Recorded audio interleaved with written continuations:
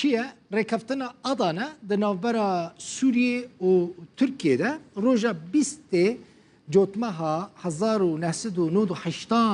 در نوبرا هر دو ولاتان ده هات بو امضا کردن یعنی ریکفتنا که امنی بو او ریکفتن به چاودیری و آلیکاریا ایران و مصر و دمه هاتو بو کردن اون سر گرافیک دبینه براف گرافیک ببینی از سنه سر گرافیک با آخفم بندین و ریکفتنه چه بون ریکفتنه که گلکی گرینگ بو لگورا و ریکفتنه عبدالله اوجلان سروک پکه وی سوری درکفه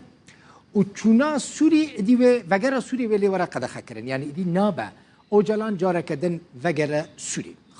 خالک گرینگ یا سرکه او بو که ترکی خواسته بو خالا دویم چه بو نابه اندامین پکه در بایسی ناوا سوری ببن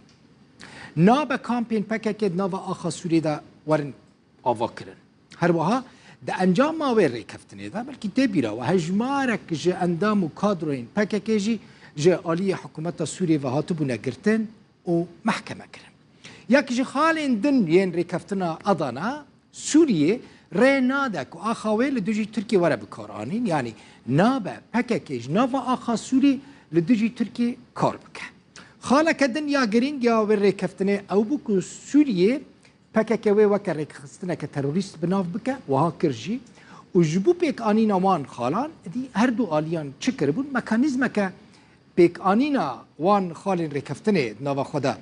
امضا کربون چه بو و خطه که تایبت یا تلفونه دناوره برپرسین بلندین امنیین ترکیه و سوریه ده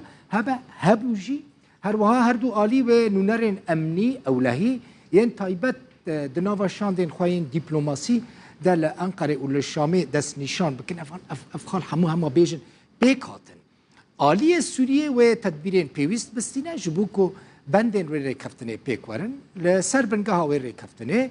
دی ناکوکین سینوری دیا دنابر هر دو آلیان داجی همه بیجن به داوی هات بود اگر دبیجن اگر آلی سوریه نکار بود تدبیرین امنی ریکارین امنی بستینه و دمه مافیا ترکیه هیا چه بکه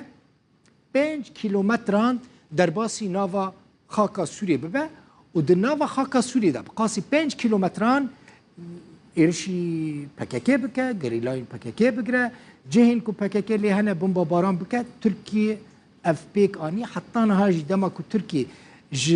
آلیه کو شر یعنی ایرشین ده چند سر ترکیه و ج آلیه سینور سوریه ده چند سر ترکیه ده بیجه ریکفتنا آدانا دناف برا مدهیا ریکفتنا آداناجی وکه من خالین وی بحث کردن روجاوای کردستانی تماشاوان اینجا بشکی سینوریه لگل باکوری کردستانی یعنی اگر 5 کیلومتران ترکیه بکاره به در باسی ناوا خاکا سوریه ببه یعنی 5 کیلومتران گلک بشین گرینگ ین روجاوای کردستانی دکوره بن کنترل ترکیه مثلا کوبانی لوی دریه لوی آلیه کوبانی اف چمی فراته کوبانی الوره کوبانی نه 5 کیلومتران 5 متران ترکیه دکاره دما کو 5 متر سینور در باز کرد که کوبانی هر وحال قامشلو 5 متر ترکیه سینور در باز کرد که نوا خاک قامشلو حساب بکن 5 کیلومتران دما کو 5 کیلومتر بن بشکی مزنج خاک روجاوای کردستان که بن تهدید ترکیه